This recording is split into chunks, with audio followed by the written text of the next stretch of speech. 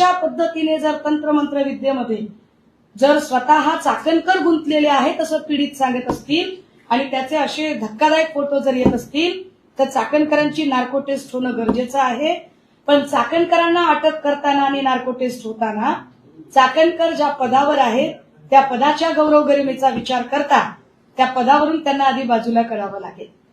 आणि त्यासाठी म्हणून ही पत्रकार परिषद फक्त हेच स्पष्ट करण्यासाठी की रुपाली चाकणकर फरार होण्याच्या आधी रुपाली चाकणकर या कारण त्या अनेक पद्धतीने त्यांचं पॉलिटिकल प्रेशर वापरू शकतात हे कॅप्टन खरात प्रकरणात मागच्या वर्षभरात अनेक वेळा सिद्ध झालेलं आहे।